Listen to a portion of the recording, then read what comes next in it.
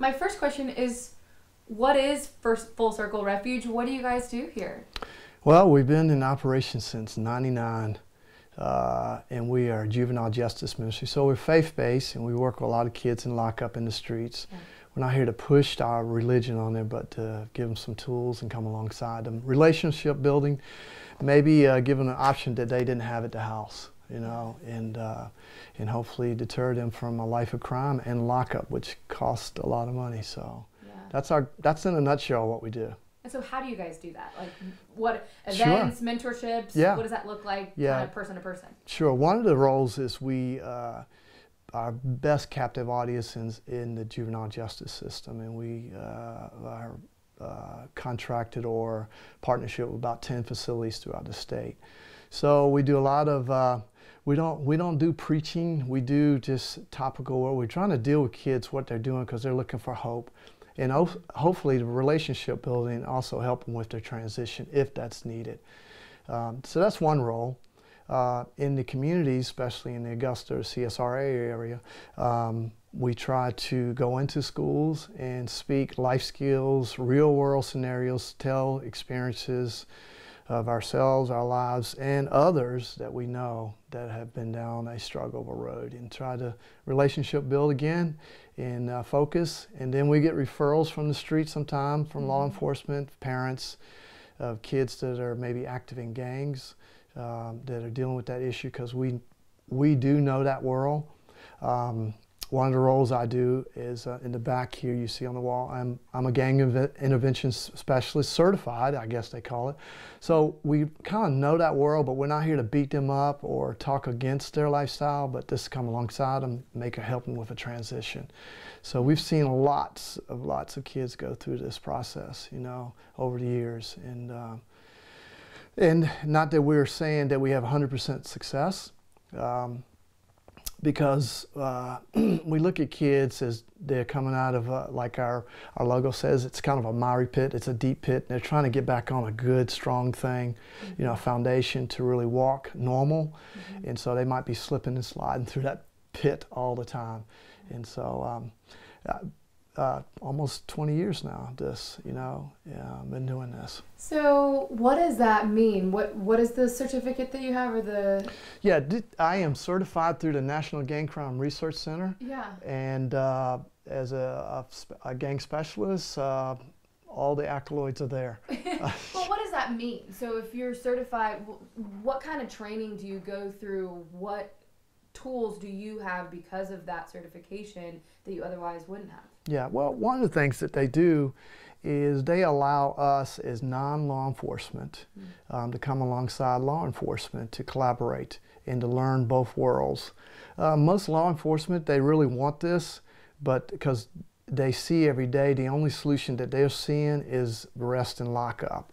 They don't see the other side, and they're concerned. Sometimes church folks, faith-based, go in there and give them cool things, and they see that kids still return. So we try to bridge that gap, all right, and also give them resources and come alongside them. They teach us their world. We learn all about the gang world. We come through that process, and then we look at solutions for that. All the training is done in Chicago. So we do the tours of looking at some of the areas that are inhabited with gangs lifestyle, and try to deter that from our communities. That's what the goal is. So if I'm a 16, 17-year-old, 18-year-old, I'm not saying it's only young men, but it's primarily young men. It is, yeah. If I'm a 17-year-old young man who's wrapped up in a gang, why do I trust you? Yeah. What do you tell, what is your relationship like with these young men to get them to open up and trust you? True. Well, I don't have that right at the beginning, but I call it, I have a license on the street to speak to them. But it is being sensitive to their world, to develop that trust. And sometimes one of the things that I found out, a lot of especially teenage men, young men, they put up a front about a lot of things, but they really want this desire, especially an older man speaking into their life. And so that's one of the goals that they're really seeking, and you try to develop that. And one of the things that's coolest thing that we do all the time is when we have that cold turkey, that first meet, is, I call it, and most of my men know this, is let's go break bread together. And so we go to a nice restaurant and break bread together, and men work around food, you know. We just kind of dialogue like that, right. And that kind of relational build, and then go to the next step and find out what their needs are. Yeah. Most of them, it is putting legit money in their pocket, a legit job, and a safe place to be, and continue education at times. Right. And all of them are looking for the same thing. Every gang member, if you get them by themselves, one-on-one, that's a different person you meet.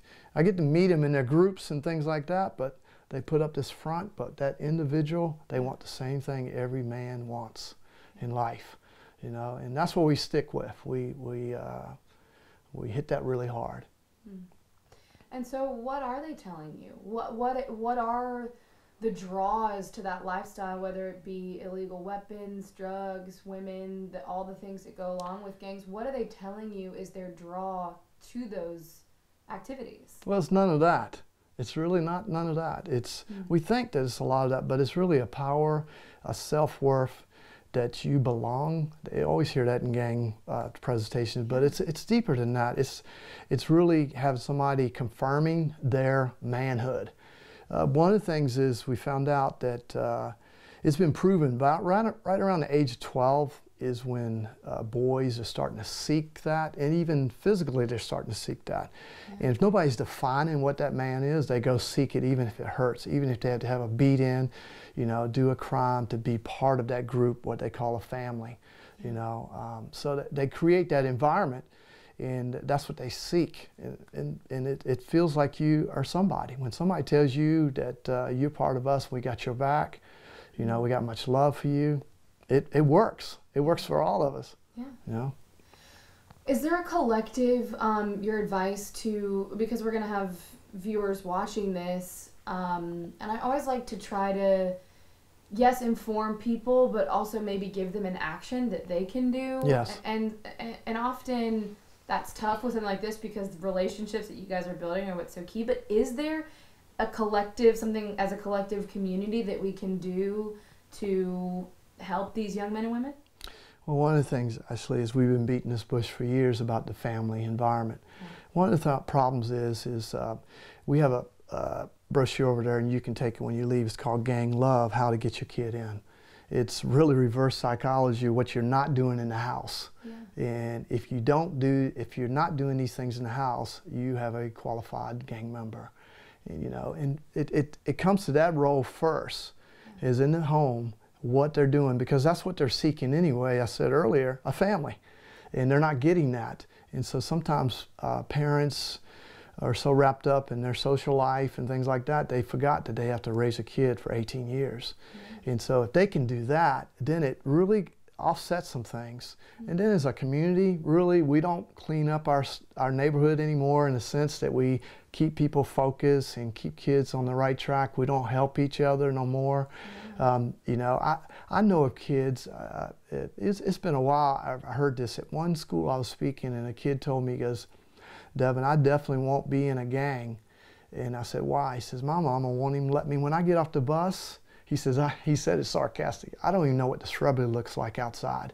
I mean, he lived in an area that was high risk, but that mom was doing right, but the community wasn't doing anything because the mentality was still there. Sooner or later, that young man's going to step out. He's going to know the shrubbery, but he's also going to know what they're going to give him, the streets. And so when they're not doing that, then you're going to get another gang member. The school system is doing a great job of educating, but the relationship building is not there. It's hard with policies and things like that. And from my opinion, it's not the education system's role anyway. It still goes back to the family. All right, the education system or teachers, they're there to give education. But it seems like there's a lot of babysitting going on, and kids take advantage of that. You see that in the system too, DJJ, DOC, same thing is happening. So you got men growing up that don't know how to be man, and they always have somebody taking care of them. And so it's a multifaceted thing. And then from the faith base, a lot of people, because we are faith based, and one of the problems we have is people don't understand what we do. And they think, and I don't know your faith, but a lot of people think you're a missionary, you should be over in some jungle taking care of people. But this is a jungle right where we live. And this is what we should be doing. But a lot of faith-based organizations don't believe this is relevant.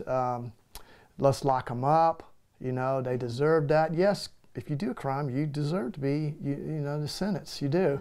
But a lot of people don't want to put that time to impact. And one of my best captive audience is in the YDCs in the States. We're popular when we walk in, but that shouldn't be that way.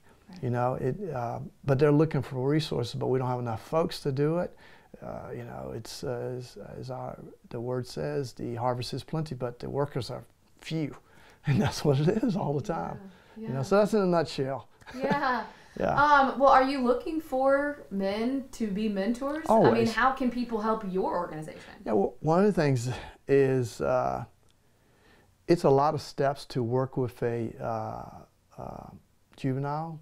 Children, so a lot of people don't want to take that process, background checks, you have to be vetted for this, you have to go through training, and a lot of people don't want to do that, and they think it's a big task, but that's always a need. It is always a need.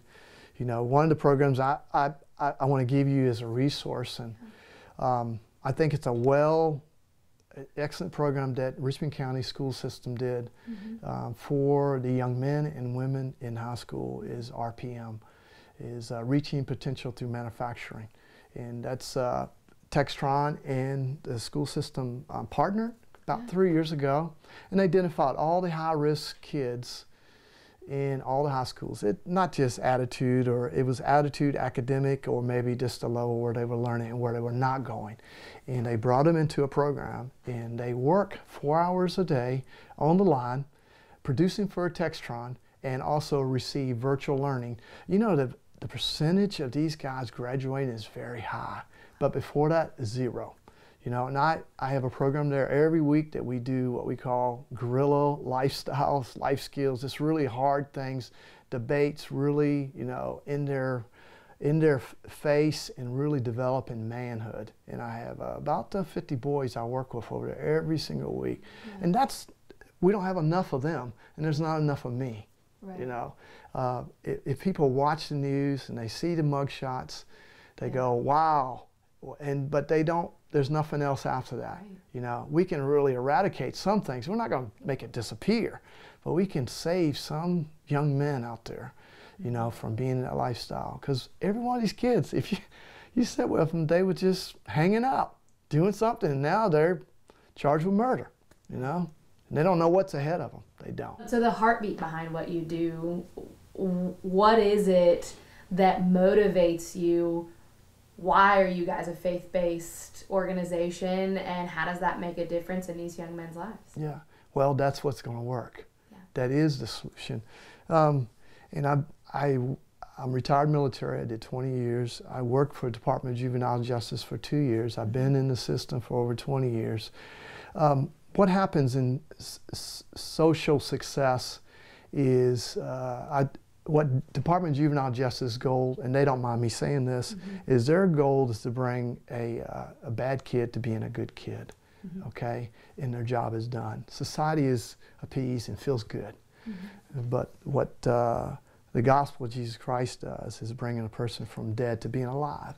And one of the things that's so cool about it is once that happens, my job is done, and I can just see the fruits of it and watch it. We have young men that do that now. I had a kid that I've known since 14. He's 23 now. He was a high-ranking gang member in this community, and I came alongside him. Didn't want to hear nothing about Christianity. Really want to talk about the gangs all the time, but I kept breaking bread with him. Yeah. Well, he did go to prison, and he had a gun charge and was released. And guess what? I still came alongside him. I married him. I disciple him. He's attending our church. His wife is attending our church. That's what works. See, but the cool thing about it is I can sit with him and watch him give me encouragement from what God is telling him, you know. And so that's when I know it works. I just know. And I wish, and I know from the world's perspective that's hard to swallow, but from my brothers and sisters in Christ, I don't understand why it can't click to them that this is our mission, you know. And that's why we keep going. Myself and my wife, we keep going. Other volunteers, we keep going. We will not stop. We will not. What is that like, the example that you just gave, to see a young man who was so entrenched in something that was going to bring him death and destruction? Yeah. I mean, he's lucky to be alive. Yes, he is. Lucky to make it past 20. Yeah. And now you see his life turned around, married in the church. Yeah. And I'm sure he's mentoring other young men. Yes, that's exactly. What is that like for you? It's a cool thing, but it gives me peace that we have worth at what God has given us. His goal is to reach his, I'll use this word, set, reach his gang, and because he's tasted the fruit, and he knows what it is, and he knows where he came from. You know, in our legacy, I'm 57. All right, we've been in this for a minute. Our legacy is that this continues to go on after we're gone. Yeah. You know, we're a nonprofit, faith-based, donor-based. And we just know this will continue to go on because that's what God wanted it, you know, to do. You know, we live in a nice neighborhood, but this is what God's blessed us with, and we share that with kids too. We invite them into our home, and that encourages them, not just material things, that there is a blessing here. And some stay here at times. We've had kids stay here, and that's what we want to do, is we really want to wrap around them. You know, not just go. We do go meet them where they're at, but after that happens, we come and bring them into our world and show them what it's all about, you know. Give them something to look forward to. It is. Because when you feel down and you feel like, well, I'm going to be poor and live in this rough neighborhood my whole life, then why does it matter? Why should I try? But if they see what they can have, I'm sure that gives, like you said, gives them hope. Yeah, most of these kids live in generationals of that lifestyle, and so they think it's a norm until you show them another way. You know, it's amazing that when you're talking to these kids, you're actually speaking to their families too, and you can see life change happen there. You know, you go into their communities and their norms, and they think that's okay. They don't understand. They only, like in the bottom, if you go to the bottom, you know, most kids that live there only have two choices, and they're not doing it as an option that I want to do something wrong. It's survival. And so when you try to show them some other things, and also when you present the gospel to them, then it starts to change. And a probation officer asked me a long time ago, we had a kid living in our home, and he was 19. He's never had a stable home in his life. He stayed with us, and he failed, you know, in our home. And the probation officer says, I told you it wouldn't work. I said, he's not dead yet. So there's still hope for him. I know he failed like that, but he's not dead yet. So it's still hope for him. You know, and that's what encourages us.